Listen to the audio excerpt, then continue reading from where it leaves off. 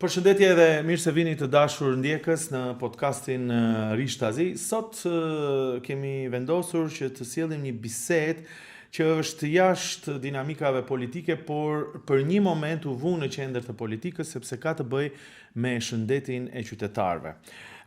Para disa javësh u përshfaq një skandal në Maqedoninë e Veriut ku sugjerua se rreth 10 pacient ishin detyruar ose në mënyrë të padrejtë, të panevojshme, ishin çuar që të operohen në operacione delikate kardiokirurgjike.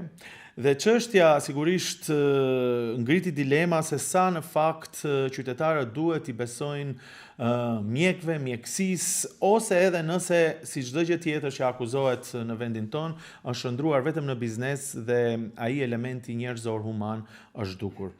Por për të diskutuar për këtë fenomenin, pak edhe nga aspekti mjekësor se sa e vështirë është në fakt të futet dikush në një operacion të tillë, kam të ftuar dhe kam nderin që kam në studio Kujtim Xhelilin që është kardiokirurg. Faleminderit që je pjesë e podcastit. Besoj që do t'i sqarojmë disa gjëra të kësaj ndërhyrje kaq delikate, por kënaqësi kam që të kam në studio sepse ke qenë në 2020 pjesë e ekipit që ka bërë transplantin e parë të zemrës këtu në Maqedoni dhe pastaj sigurisht me studimet tuaja, me ngritjen tuaj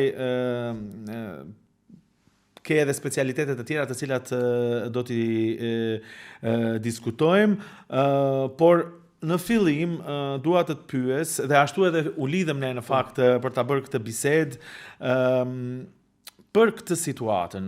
A kanë të drejtë qytetarët mos t'i besojnë mjekëve kur dëgjojnë të tilla akuza se mund të përfundosh në tavolinën e operacionit edhe pse s'ke nevojë? Njëherë faleminderit për ftesën dhe për bisedën të cilën do të zhvillojmë. Mendoj se këto minuta të cilat do ndajmë tash do kontribuojmë sa më pak në ngritje të vetdijes mjekësore dhe profesionale tonë, gjithë mjekëve, po edhe ashtu edhe të pacientëve, të kenë një qasje sa do pak reale të gjendjes e cila është në përgjithësi në vendin tonë. Jo se çdo send në vendin tonë, shtetin tonë ku jetojmë ne, ku ne gjithë kemi vendosur të jetojmë dhe të rrisim fëmijët tanë, çdo send është mbrapsht. Besoj se me kalimin e kohës gjërat ndryshojnë. Si ndryshojnë edhe në mjekësi, gjërat ecin përpara me ndërhyrje të cilat ndodhin, por sadopak do të kemi kujdes në ndjekje të sugjerimeve të cilat janë kryesisht mbajtës guidelineseve të cilat ne punojmë. Çdo kund në shtetet e jashtme, ku ne edhe kemi kontakte, krijojmë edukime, punohet në bazë të guidelineseve dhe janë në bazë ekipeve, kryesisht janë ato ekipet e zemrës ose ekipet të varësisht të specialiteteve ndryshme të cilat janë, dhe për rastet më ndërlikume vendosin ato hartim të cilat vendosin për intervenimet të cilat janë më komplekse, të cilat kanë dyshime dhe merret një përfundim i një ekipës së njerëzve, jo individ. Ajo është shumë e rëndësishme. Po ja ta sqarojmë këtë pjesë, doktor. Pra, nëse dikush duhet të operohet, edhe është në spital, ju thoni se ka një ekip më të madh mjekësh, të cilët vendosin se çfarë operacioni do të bëhet. Pavarësisht se pacienti zakonisht ne kur komunikojmë me një doktor, apo e dim përvojën si është, shkon te specialisti dhe pastaj më tej, por në fakt për operacionin nuk vendos ai doktori, apo? Po. Funksionimi i klinikës tonë për universitare të kardiokirurgjisë, prej fillimet e saj, më thonë mundohemi të punojmë bazë guidelineseve të cilat janë ekzistent dhe të cilat i ndjekim maksimum. Çdo pacient të cilin e referojmë në mbledhjen e mëngjesit dhe para pranimit në spital, me thonë kemi listë pacientëve të cilët i përgatisin për operacion dhe ato diskutohen, ka raste të cilët janë elektive, ka raste të cilët kanë nevojë për një diskutim më të thellë, përvoja, eksperiencat, sugjerime të ndryshme, ndonjëherë ka edhe konsulta me ekspert prej jashtë, të cilët ndihmojnë që pacienti të ketë një të merr një zgjidhje më të mirë për problemin cilin e ka. Se fundja fundit pacienti lip zgjidhje prej pikërisht prej mjekut. Nuk lip mjeku prej pacientit, edhe janë shumë e rëndësishme, duhet të theksohet. Tani një nga arsyet e këtij diskutimi është pikërisht ai rasti ku njerëz pa nevojë janë dërguar në tavolinën e operacionit dhe për një ndërhyrje shumë delikate, siç është ndërhyrje kardiokirurgjike.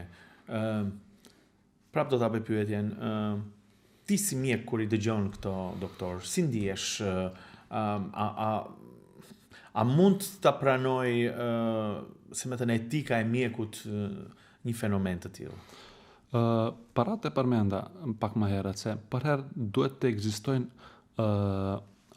ekipet, në me thonë, hartimit, të cilët vendosin për një operacion i cili duhet të ekzistojë.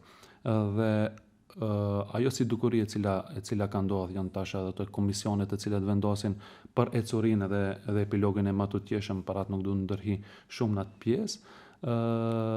Të jalam komisionit të vendosë për atë pjesë dhe raste që janë evidente të cilat kanë ndodhur, por është një fenomen i cili nuk duhet të përsëritet në atë moment çka të ndikojmë ne sadopak të ngrisim vetdijen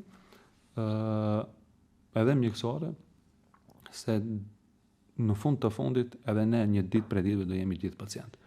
Në çfarë do fush? Edhe mund të ndodhë që edhe ti të përfundosh në tavolinën e operacionit pa nevojë. Duhet të kemi kujdes, se një ditë për ditëve edhe ne mund të jemi pacientë. Tani ja ta sqarojmë pse opinioni u shokua.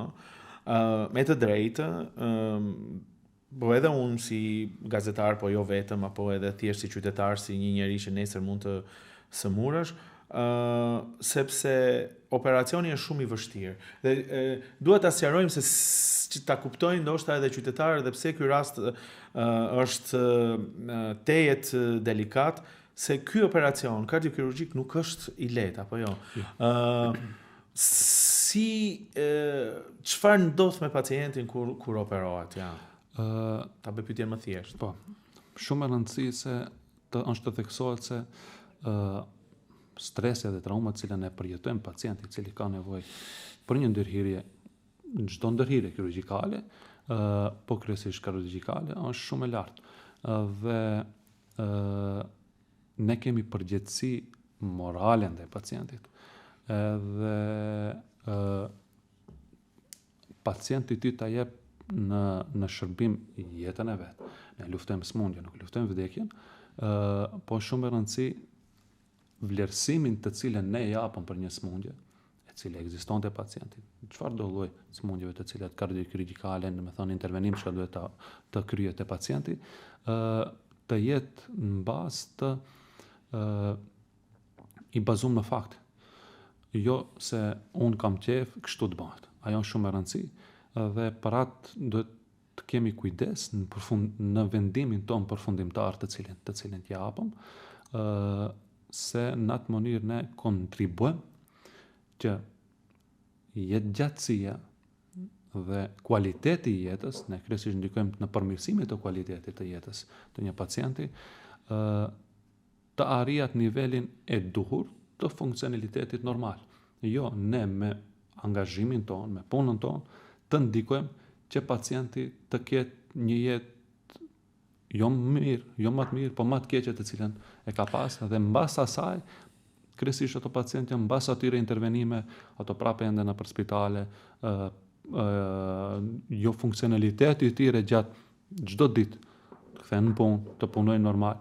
Dhe kemi pas rast interesant se pacienti i cili i kritëm transplantacionin e parë të zemrës, ishte pa punë, edhe ne mbas asaj e angazhuan me kontratë në vepër në klinik, me thënë punonte si pjesë e klinikës aty, administrative, Dhe ajo është shumë mirë, është shumë një rast për tu përshëndet, se u kthin jetës normale. Dhe ajo është shumë e rëndësishme. Do t'ju pyes për transplantin sigurisht, po dua ta ezaurojmë këtë çështjen e mosbesimit të madh që opinioni ka ndaj institucioneve të shëndetësisë për shkak të rasteve të tilla. Dy terme përdoren, për shembull, biznesi mjekësor apo edhe turizmi mjekësor. Pajtohesh me këtë lloj qasje të mjekësisë? Që ta shohësh vetëm si biznes, ta shohësh vetëm si turizëm, për shembull nëse vin nga vendet e tjera apo për ndërhyrje të ndryshme? Besoj se çdo sen mund të bëhet biznes. Nuk duhet pjesa mjekësore të kthehet në gjithë në biznes. Se është fund ajo njerëzorja e cila ekziston të çdo kush. Nëse çdo sent e shohim në prizmës të përfitimit material, ka një periudhë kur e shohim ne kryesisht takona me raste të rënda të pacientëve, të cilët ballafaqohen me jetën edhe vdekjen. Dhe në ato momente për kemi shok, kemi familjar, miq, themi është mirë ndonjëherë të vini ka klinika ta shihni se jemi mirë. Ajo është shumë e rëndësishme dhe shohim se nuk është parja, leku e cila e çon çdo sent në vendin e vet. Parat ne duhet të ndikojmë ndashme politika mjekësore në forma të ndryshme, çdo kush të jetë kontributin e vet. Politika, postet cilat janë të përkohshme, po çdo kush të jep një kontributin e vet sadopak, të mundshëm çka të ndikojë në përmirësimin e kushteve dhe kthimit kryesisht të besimit. Ajo është shumë e rëndësishme. Po ka shumë akuza për ryshfete. Kemi dëgjuar, nuk mund të themi që janë të gjitha të vërtetuara, por kemi dëgjuar që ndodh kjo situatë. Dhe tani një njeri i cili përballet ditë për ditë me vdekjen dhe e kupton, siç e thatë edhe juve, që nuk është çdo gjë tek paraja, kur arrin të marrë ryshfet nga njerëzit e sëmurë, ç'të mendojnë publiku, ç'të mendojnë? Ajo është shumë keq. Ajo është shumë keq. Çdo kush ka nevojë për më shumë. Por ne, duke filluar për vetvetja dhe mos falas për të tjerët, në atë moment kur ti ke pranuar të bësh këtë punë, ndash unë mjek, ndash ju gazetar, ti e din se jeta dhe tyrat toja materiale janë ato çka janë. Dhe nuk është i obliguar pacienti ti të ta paguaj intervenimin ose shërbimin të cilin ja krijoi. Është shteti i cili duhet ta çmojë dhe ta vlerësojë punën e një mjeku, i cili duhet të ketë një jetë normale. Kur slipën jetën mbi normale. A mendon që njerëzit si ty që angazhohen plotësisht me jetën, se të jesh kirurg, qoftë edhe specialistë të tjerë, po me që je këtu, po është një dedikim jetësor në fakt. Duhet të mësosh vazhdimisht, ne pak para fillimit të bisedonim që në fakt do shkosh një specializim tjetër apo një edukim tjetër, je specializuar në ndërhyrje të veçanta, pra është një përkushtim i vazhduar. A mendon që paga juaj mujore që ta jep shteti është e mjaftueshme? A është kjo arsyeja që pse lindin ryshfetet pastaj? Çdo kush lidhet prej vetvetes. Edhe çdo profesion është specifik në atë punën e vet. Dhe ne me u lidh gjithë te pjesa materiale nuk është ajo e cila është satisfakcion për ne, kryesisht si të ri. Është ngritja e jonë profesionale, të cilit të kontribuojmë në avancimin e metodave të reja, mënyrave të reja, të shohim se jashtë kemi ecje shumë të shpejta të teknologjisë, të digitalizimit, të ndërhyrjeve kardiokirurgjike, edhe kirurgjike të tjera të cilat krihen me metoda shumë të sofistikuara të mundona ne sa do pak të apëm kontribut që gjitha ato procedura ndal nga dalë t'i vendojmë në shtetin tonë, në klinikën tonë, ku veprojmë edhe jetojmë njëkohësisht. Po prap do ta bëj pyetjen, do kishe dashur pagë më të madhe, jo ti, po si profesion flas, si në linjë profesioni, a do duhet të kenë paga më të madhe që mos bien mjekët në këtë presionin e pasurimit brenda natës. Në fakt kjo pyetje bëhet për gjyqtarët, bëhet për shumë profesione sot problematike për politikanët. Megjithatë ne këtu jemi bashkë, prandaj e vërtet është.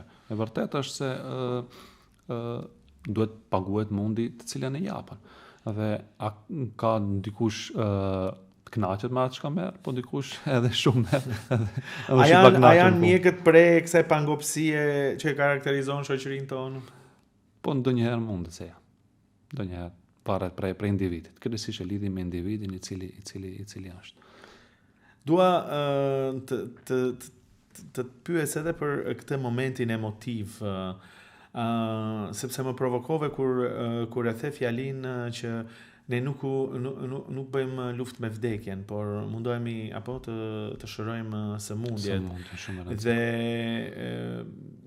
por ti përballesh me jetën e vdekjen përballet çdo ditë, apo? Edhe është e rëndë. Si përballet psikologjikisht një mjek me këtë dilemë të madhe morale? Është shumë e rëndësishme prej momentit kur fillojsh trajtimin e një pacienti, ti lidhesh don apo s'don emocionalisht me pacientin. Edhe çdo kush ka dëshirë mbas çdo operacioni pacienti të shkon në shtëpi. Edhe askush s'ka qejf që pacienti të ndron jetë ose të ekzitoj mbas intervenimit ose gjatë intervenimit ose mbas. Kështu që besoj se çdo kush e angazhimin e vet maksimal se fundja suksesi mbatet me shkallën e vdekshmërisë ose mbjetesës të pacientit të cilën e ka ndash unë, ndash kushdo që tjetër prej kolegëve të cilën punon. Dhe nuk duhet ta shohim një pacient si një individ, po duhet ta shohim se është prind, është vëlla, është nën. Është motor, është më komplekse dhe do të kemi shumë kujdes në atë pjesë. Kanë të drejtë për shembull njerëz të profesioneve të tjera thonë këtë shprehje.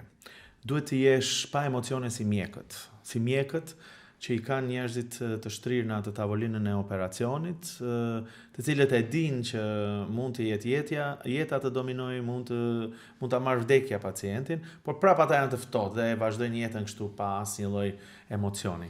Është e vërtetë që jeni pa emocione? Jo. Çdo kush ka emocione, edhe mirë që janë emocionet. Se mos me qenë emocionet nuk do kishim ne satisfakcion për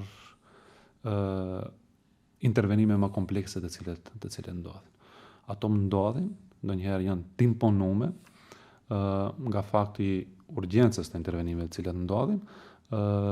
Është shumë e rëndësishme se gjatë operacioneve, kryesisht që krijim, në sallë të operacionit ne nuk kemi orë matës. Ajo tregon shumë se ne nuk shohim në orë për ta kryer një intervenim kirurgjikal. Dhe në atë moment kur shohim në orë çdo send tjetër besoj se është. Kjo është me qëllim që mos keni presion, ndoshta është 1 orë, është 2 orë, po thjesht të përqendrosh te pacienti. Po, ti i koncentruar te pacienti dhe telefoni jo, orë jo, dhe besoj se emocionit janë aty para. Kur humb jeta e një njeriu, e thon përsëri këtë, e thon në kontekste të tjera, por gjithsesi thon ju jeni mësuar me vdekjen. Është e vërtetë? Ne ballafaqohemi me vdekjen. Nuk jemi mësuar, do të thon ballafaqohemi me vdekjen dhe çdo ditë ballafaqimi me jetën dhe vdekjen, ndoshta të bën ndonjëherë edhe më të fortë, ndoshta ndonjëherë të bën edhe më të dobët. Po kryesisht më të fortë që të vazhdojmë tutje. Nuk është e lehtë një familjar i cili ndron jetë, veç akti i kumtimit lajmit është shumë e rëndë për çdo kënd. Edhe kryesisht kemi edhe pacientë të ri, të cilët kanë smundje të cilët janë në fazë terminale, pse vijnë te rreth ajo është temë tjetër e cila duhet diskutohet, ngritjet vetdijes, profesionalizmit të pjesës tjetër, po është ndonjëherë është problem. Sa e rëndë është t'ja kumtosh familjes humbjen? Shumë është e rëndë. Po është shumë e rëndësi kur kryhet një punë në mënyrë profesionale, në rregull, dhe ti në vetvete e din se çdo kush është ajo ndjesia e cilën e ka në vetvete se a thuaj dhash maksimumin të cilin mund të ta jap ose përgatitjen profesionale të cilën e kanë nevojë pacienti për atë moment, është shumë më mirë, shumë e rëndësishme të pastrohesh me vetvete. Në atë moment kur ti pastron me vetveten se kjo është maksimumi të cilin unë mund ta jap për këtë pacient, për atë ekziston ajo pjesa e ekipeve se nuk bëhet vetë asgjë. Asnjë intervenim kryesisht në kardiokirurgji nuk bëhet vetë. Him ekip në sallë, kur hiesh ekip në sallë, çdo sent është shumë më e lehtë dhe shumë më profesionale e cila ndodh. Ashtu punohet edhe jashtë. Por kur ju dëgjoj kështu të flisni me emocione dhe e shoh që jeni shumë emocionuar, se sigurisht nuk është e lehtë kjo përballje dhe kjo lëkundje e madhe emocionale që ka njeriu, prap më lind pyetja te ajo çështja e parë. Si ka mundësi atëherë që mjek ku ti beson me çdo fjalë që mjeku thot të të çojnë në sallë operacioni pa nevojë? Parat janë ato raste të cilët janë evidente, të cilët janë në komision i cili vendosen për pjesën tjetër, dhe besoj se ajo do jetë është një shembull se këtu mundet të bëhet më mirë, çdo kush të ndikojë në mënyrën e vet, në formën e vet, në përmirësimit të kujdesit shëndetësor i cili ekziston në shtetin tonë. Dua të të pyes edhe një gjë këtu dhe mos merremi më me vdekjen, por me jetën. Me jetën kryesisht. Sepse në kundërshtim të një mendimi popullor apo që mjekët janë të ftohtë, që janë mësuar, që s'kan emocione, ti po dëshmon diçka tjetër, a ka nevojë mjekët të kenë biseda me specialist, mjek të tjerë, psikolog, që ti kanalizojnë këto situata të rënda? Kryesisht në klinikat e jashtme, para çdo ndërhyrje kirurgjikale, kryesisht është pacienti kur ulet bisedon me mjet kirurg, bisedon me kardiolog, internist, anesteziolog, po bisedon edhe me psikolog, i cili është aty kur kumtohet lajmi se pacienti do të ketë një ndërhyrje kirurgjikale. Kur bisedon psikologu aty, këto gjithë tjera që ka i përmenda, kardiologu, kardiokirurgu, anesteziologu dhe intensivisti i cili është aty, gjithë janë bashkë me gjithë pacientin. Kështu që është një terapi edhe për ata. Është një terapi edhe për ata është duhet dal nga dal ne kur i përgatisim pacientët kryesisht për transplantacion. Është i kyçur edhe psihiatri ose psikologu në trajtimin e pacientëve si para operacionit, para ndërhyrjes kirurgjikale, njëkohësisht edhe pas ndërhyrjes. Po mjekët vetë kanë nevojë për terapi, për shembull për shkak të lëkundjeve të mëdha emocionale? Më varet ata, dhe lëm psikologët vendos. Të merremi pak me jetën. Dhe dua të diskutojmë për transplantin në shumë dimensione, sepse është një nga arritjet e mëdha njerëzore që lidhet bashkë me teknologjinë, po bashkë edhe me dijen, dhe sigurisht së bashku apo e zgjatin jetën njerëzve. Por me që flasim të këto çështjet emocionale, cila është ndjesia kur jep një lajm të mirë familjarëve? Se e shpjegove pak më herë sa e vështirë është të japish lajmin e rënd të humbjes. Po kur operacioni ka qenë me sukses, cila është ndjesia e lajmit të mirë për familjarët? Nuk ka çmim i cili mund ta paguaj. Çdo kush pret më të mirën dhe lajme më të mirë për çdo kënd, kryesisht për të afërmin. Dhe ndjesia të cilën e ka kryesisht mjeku të cilin e jep lajmin e mirë, unë besoj se nuk ka ndjesi më të mirë. Sa ti është shifet në atë mënyrë ti e shprehen suksesin tanë, të cilin gjithat mund të edukimit, përgatitjes profesionale, të kohës të cilin e ke kalu me vite. Çdo përgatitje profesionale nuk krihet brenda natës, por janë vite në pyetje, të cilët duhet një angazhim më i gjatë për të arrit një nivel mesatar ose të me ngritjen me kalimin e kohës, dhe kur çdo sent shkon mirë, dhe besoj se është shumë gëzim. Dhe një nga këto rastet është kur transplanti, atë që thamë edhe pak më herët, ndodh me sukses dhe nuk ka shumë mjek që janë përfshirë në këtë procedurë këtu tek ne. Në 2020-ën ju, Kujtim Xhalili, pra keni qenë pjesë e ekipit që është bërë në transplantin e parë në Maqedoninë e Veriut.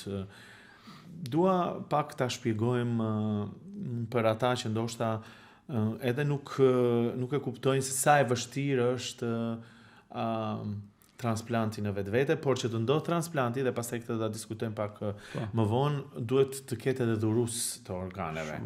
Por çfarë ndodh nga aspekti mjekësor, psikologjik, i juaj, i pacientëve për të përgatitur një rast i tillë? Në vitin 2020, kur ndodhi transplantacioni i parë i zemrës, ne bashkarisht, thanë si udhëheqësi programit si ishte profesor Jovevi, çdo kush në këndin e vet ka dhënë kontributin e vet para atë pjesë, dhe ishte pandemia, edhe harroja periudhë kur ne ishim në ICU, në intensiv, dhe ishim bashkë edhe kishte dhurues të organeve, dhe ne kishmi pacient të cilin ne kemi përgatit. Ishte në listën e pacientëve të cilët për transplantacion, dhe krijimi i transplantacionit në periudhë Covidi ishte shumë diçka sfiduese për gjithë ne. Njëtën kohë ishte transplantacioni i parë i zemrës. Dhe suksesi i atij transplantacioni ndikoi shumë në ngritjen, kryesisht në ngritjen e vetdijes të dhuruesve të organeve, e cila është shumë pjesë e rëndësishme dhe delikate. Shumë rënd është të kumtojsh një lajm në, familjarëve, dhe gatishmëria kryesisht e atyre për të qenë për një jetë të re të një pacienti tjetër i cili vetëm shpreh se ka te dhuruesi i organeve, i cili është në listën për transplantacion, të cilat e krijen në mënyrë profesionale, janë koordinatorët për transplantacion të cilët ndodhin, po para çdo dhuruesi është procedura e cila duhet ndjekë kryesisht është është një moment apo pacienti është shumë i sëmur dhe pak është ironike, megjithatë ata presin që dikush të humb jetën që këtyre t'ju zgjatet jeta. Si funksionon kjo në kuptimin e përgatitjes familjarëve që duhet të dhurojnë, apo sepse kret nga aty fillon gjithçka, po. Edhe ajo pjesë është shumë e rëndësishme. Ne në atë periudhë edhe tash krijen transplantacione,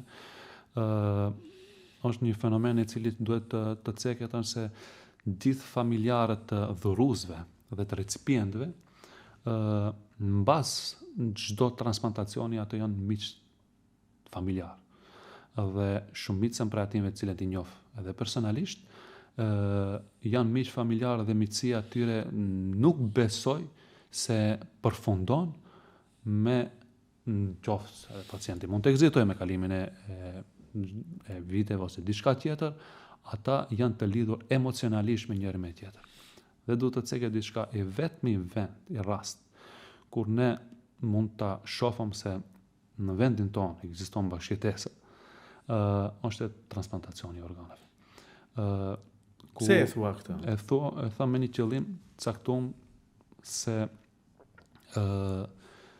dhuruesi dhe recipienti ne jetojmë në një vend ku është shtet multietnik, ku jetojnë bashkësi të ndryshme fetare dhe tash e kemi me 29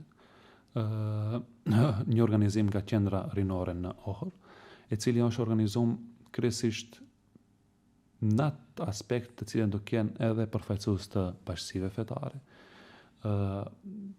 do ketë koordinatorë të transplantacioneve, si panel diskutim të cilën do kemi edhe unë, ngritjes së vetdijes së dhuruesve të organeve. Ja të jemi pak më të qartë edhe për opinionin.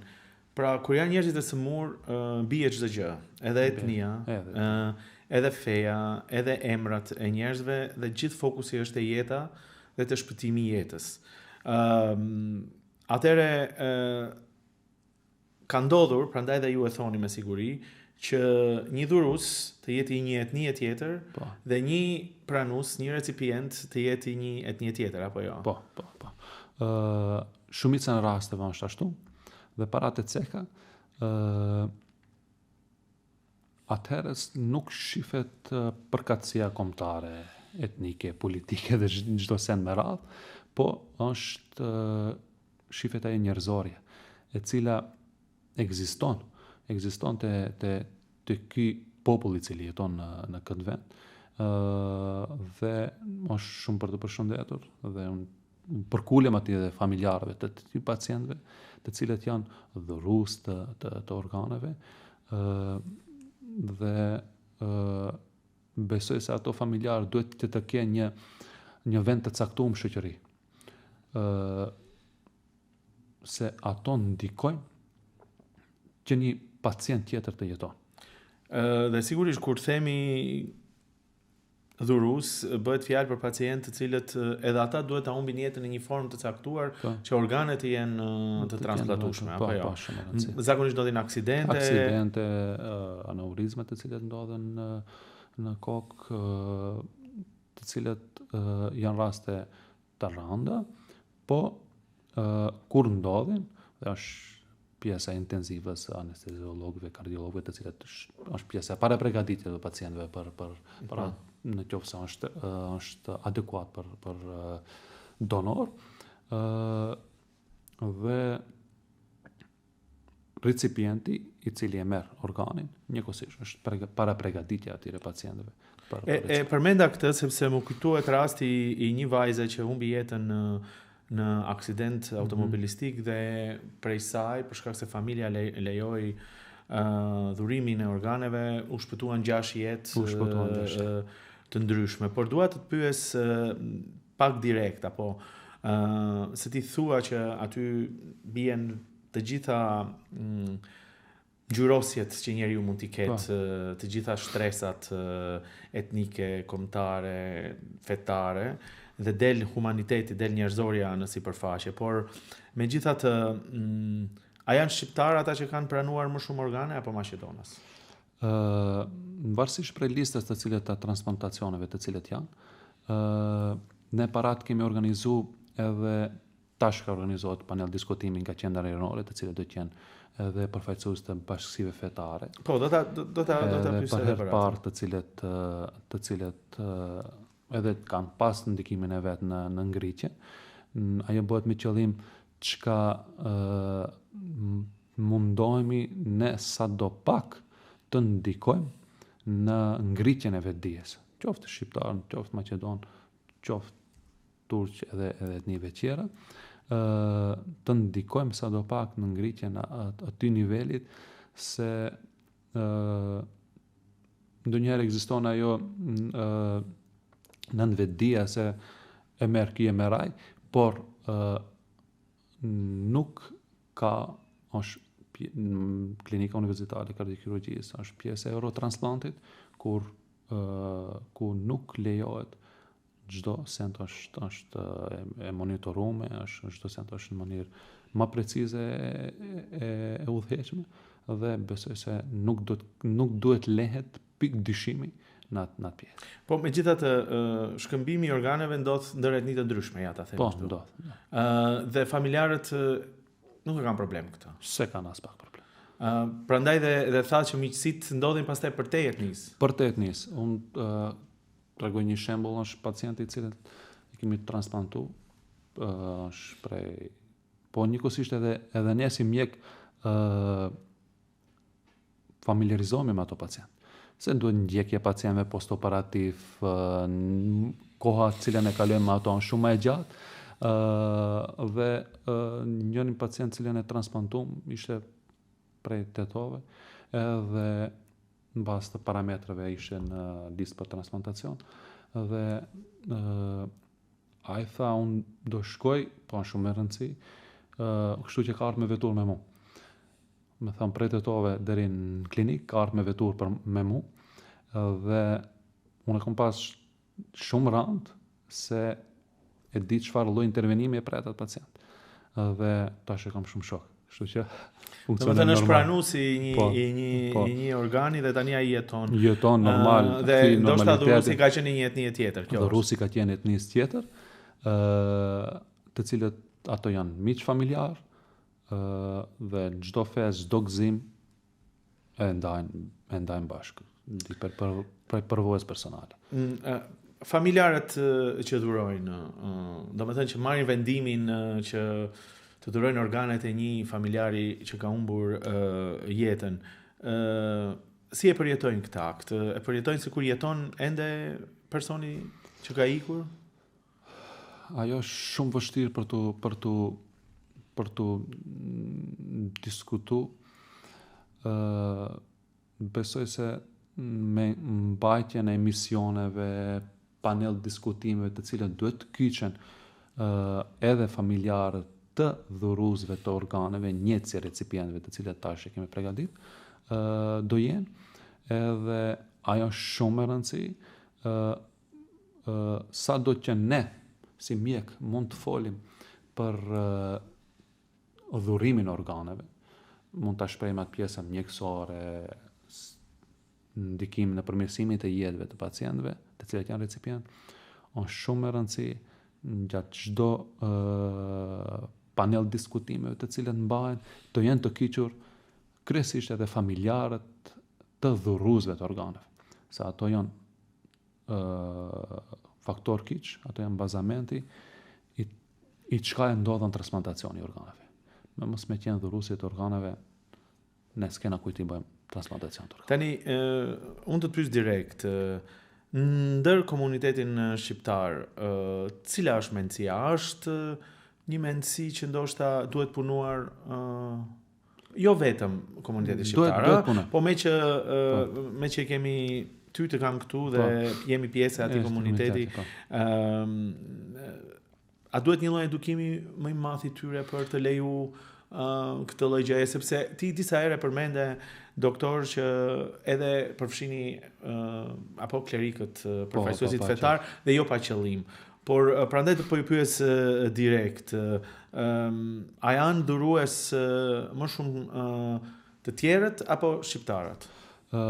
Për momentin mbas statistikave të fundit, dhurues shumica janë të tjerët, po ajo varet prej momentit caktuar të cilit është.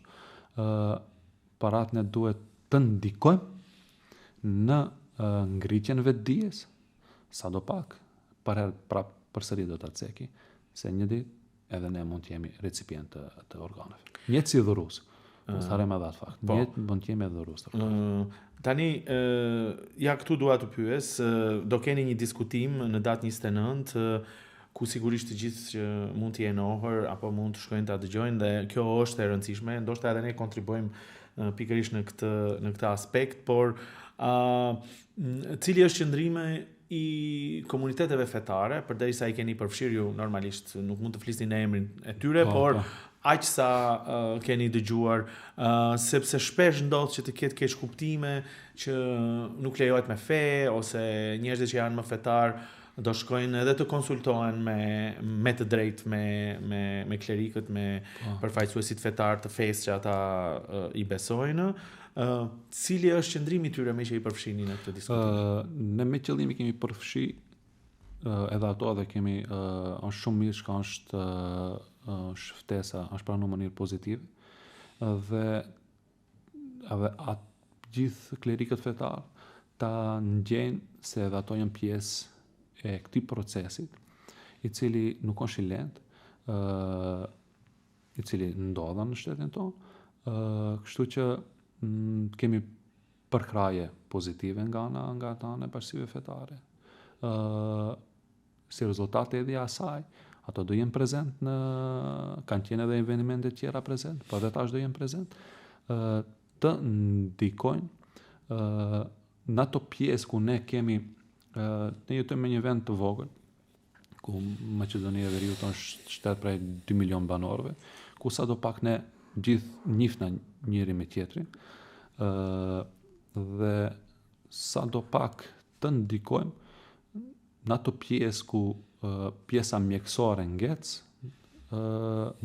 jo pjesa mjekësore profesionale, më thonë, po shpjegimi dhe pranimi i pacientëve, kryesisht të donorëve, të ndikojë edhe pjesa fetare. Kajtë në fund për këtë pjesë, sepse dua në pjesën e fundit të bisedës të përqendrohem pak edhe të arritjet e juaja të tjera, por vetë procesi i dhurimit apo duhet ta marrin vendimin familjarët, si ndodh ky moment, përgatiten më përpara ose ka një bisedë, sepse ka pas diskutime të ndryshme këtu, nëse duhet të ketë një listë, nëse nuk duhet të ketë një listë, ndodh në momentin kur ndodhin aksidentet kryesisht dhe kur organet janë të dhurueshme. Atë pjesë e udhëheqjen koordinatorja e cila është për transplantacion. Dhe nuk du të hinë shumë të e pjesë e cila është kryesisht asaj, është përgatitje pacientëve, familjarëve kryesisht, familjarëve të pacientëve, dhe kur shteren të gjitha mundësit se për mbjetesë të pacientit i cili është donor, atëherë edhe shifen në qoftë se pacienti ka mundësi që të jetë një donor i organeve, atëherë vazhdon dhe pjesa tjetër, konsulta dhe bisedat. Aty bëhet, se me të në ato momente, njerë tendoj të shpëtojt jeta e një pacienti dhe pastaj është pjesa tjetër e cila. Prandaj dhe duhet ky edukim. Doktor, the edhe një gjë që bën përshtypje në çfarë kuptimi, që klinika ndoshta ka 10 vjet dhe arriti të bëj një transplant, që është një nga ndërhyrjet më delikate të mundshme. Nga ana tjetër, gjithashtu thatë që ndoshta edhe mbesim prapa me kohën, në kuptimin e arritjeve teknologjike dhe zbulimeve që bëhen diku tjetër dhe derisa arrin këtu. Si e shikon këtë balans? Sa në fakt është mjekësia kaq e ndërlikuar në hap me kohën? Në ka të folim pjesën kardiokirurgjikale. Klinika universitare e kardiokirurgjisë funksionon, është klinika më e re në qendrën klinika universitare, por sukseset në asaj periudhe të cilat vazhdojnë të krijen, është se me ekip është edhe shpreha don't be a boss, be a leader. Është shumë me rëndësi të jetë dhe ne gjithë jemi bashkë, me thonë kemi bën ngritjen tonë profesionale ndan nga dalë dhe kur punohet në ekip suksesi është aty. ne vazhdojmë me procedurat, me intervenime tjera të cilat mund të kryen në klinikën tonë, dhe në atë mënyrë të ndikojmë dhe të ecim me hap me kohë. Sa do pak të Pra ka një lloj investimi. Tani e bëj këtë pyetje sepse pak më herët para se të fillojmë bisedën përmende se apo ka aftësi dhe ti vetë, ju vetë për minimal invasive ndërhyrje apo ndërhyrjet operacionet hibrid. Çfarë janë këto dhe pse duhet i përmendim? Këto janë risi në fakt. Kjo është ideja.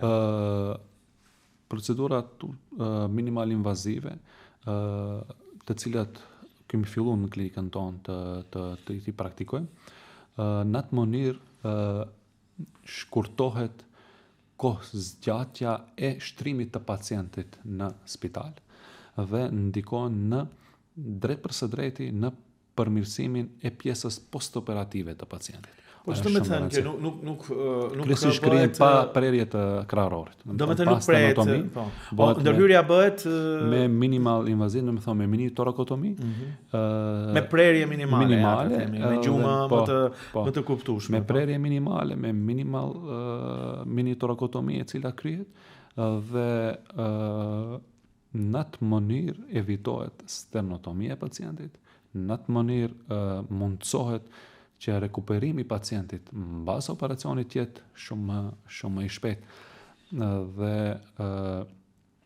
komplikacionet të cilat ndodhin mbas operacioneve, të cilat mund të jetë një descent i sternumit, mund të jetë një jo stabilitet i sternumit i cili mund ndodhi, se kryesisht pacientët të cilët operojmë janë pacientë me komorbiditete tjera shtesë, janë diabeti dhe smundje tjera. Kryesisht në atë mënyrë evidentohen ato komplikacionet të cilat ndodhin dhe po njëkohësisht edhe kostoja e shërbimeve shëndetësore zvoglohet. Është shumë mirë për të përcjellë dhe koha e shtrimit në spital të pacientit. Mirë, po për të bërë gjithë këto duhet një edukim konstant apo jo? Po. A bëhet ky edukim konstant me vetë iniciativë nga mjekët se ti specialisti e, dikush do thotë pse tani do shkosh të specializohesh edhe më, të edukohesh edhe më. Vjen si nevojë personale apo është edhe nevojë e vet klinikës? Po. Pak vjen edhe si nevojë personale, pak edhe pjesa e klinikës, se ne shkojmë në për simpoziume dhe kongreset të cilat mbahen kryesisht jashtë. Dhe mundohemi që të jemi në hap me kohën, Ndihmë Maqedonia është pjesë pretendon të jetë pjesë e Bashkimit Evropian dhe ne si pretendojmë të jemi pjesë e Bashkimit Evropian, besoj se duhet ngadalë të sillemi si prapë hyrë pak në politikë, si këto mjekët tonë që kanë hyrë në politikë. Çfarë mendon për këto mjekët që ja kanë kushtuar gjithë jetën në mjekësi dhe kanë përfunduar në politikë? A është dëm i shoqërisë apo sjellin atë vlerën e gjithë kësaj dinamike emocionale, profesionale, menaxhmentit që e shpjeguam? Se di se do munden të shërojnë politikën atë pjesë. Nuk e di. Në fund dua të përmend edhe faktin se një pjesë e publikut e di si një nga mjekët apo të fushës më të njohur është Omer Xhemaili dhe ju do keni një bashkëpunim, apo do keni një edukim të mëtejshëm me të. Profesor doktor Omer Xhemaili është bazamenti i klinikës universitare të kardiokirurgjisë. Gjithë arritja kryesisht e ime dhe gjithë kolegëve është fruti i profesorit, i cili është me arritjet profesionale të atij janë nivelet botëror dhe i cili në çdo kohë është krah neve për risi të cilat kryen jashtë. Dhe ne mundona sadopak të atë kontribut të cilin ka dhënë gjatë gjithë kohës, me thonë, prej fillim klinikës, dhe kur baza e klinikës, baza vendohet në mënyrë të duhur, mandej pjesa tjetër besoj se A e ka marrë ai meritën e duhur për gjithë këtë vlerësim që ju ja jepni? A mendoni që këtu shoqëria, institucionet, shteti ja jep gjithë atë merit që duhet ta marrë? Besoj se meritat të cilët i ka profesor Omer Xhamali, flet e gjithë Evropa dhe gjithë botë. E jona si gjenerat është vetëm të ecim rrugës së tij, të cilën na ka trasu. Ne e kemi ma lehtë, po duhet sadopak ta mbajmë dhe ta kalitim atë si pjesë. Kujtim Xhelili, kardiokirurg, kretë në fund dua t'i japësh një mesazh për qytetarët, për faktin se kur ndodhin lëkundjet e mjekësia, çfarë duhet të bëjnë? T'i paraqesin këto mjekët që ndoshta e rënojnë besimin te mjekët, te populli, më fal? Mesazhi im është se ndash për mjekët, ndash për personelin mjekësor, ndash për pacientën, të dim edhe të më herët më e ceka, se një ditë prej ditëve, ne gjithë mund të përfundojmë pacient. Duke shku mbas aty fakti, ne do mundohemi të krijojmë standardet punës më kualitative, të cilat do ndikojnë dukshëm në përmirësimin e punës të cilën e gjithë e krijojmë. A duhet qytetarët të kenë më shumë besim te mjekët tonë? Duhet të kenë besim. Duhet të kenë, po edhe mjekët, edhe ne si mjek duhet ndikojmë në ngritjen të besimit të qytetarëve në forma të ndryshme. Dhe ajo është shumë e rëndësishme, është ai kohezioni i cili duhet të ndodhë. Ndaj do të pyesja çfarë duhet të bëjnë mjekët, po e the vetë. Po. Kujtim Xhelili, të falenderit shumë për këtë bisedë të sinqertë, herë edhe emocionale, herë edhe shpjeguese, për një nga fenomenet delikate të shoqërisë, sepse shëndeti është parësor për jetën e njeriu, dhe kur ndodhin akuzat të tilla, raste të tilla të keq trajtimit të pacientëve nga mjekët, sigurisht që opinioni është i madh, por ne nuk mund të mos të përmendim edhe atë punë të madhe që e bëjnë vetë mjekët për zhvillimin e vet personal, po edhe të institucioneve ku punojnë, sepse ajo është e ndërlidhur. Ky ishte qëllimi. Besoj që ja arritëm dhe faleminderit që ishe pjesë. Faleminderit për kohën, faleminderit për angazhimin. Besoj se sadopak ndikojmë, si çdo kush në fushën e vet të përmirësimit të jetës dhe standardit. Faleminderit edhe një herë, të dashur ndjekës, këtu do të përmbyllim këtë bisedë të sotme me Kujtim Xhelilin, kardiokirurg, i cili në 2020 ishte pjesë e ekipit të transplantit të parë të zemrës që u bë këtu në Maqedoninë e Veriut në Shkup. Deri në podcastin e radhës, nga unë Azim Rashidi, mirupafshim.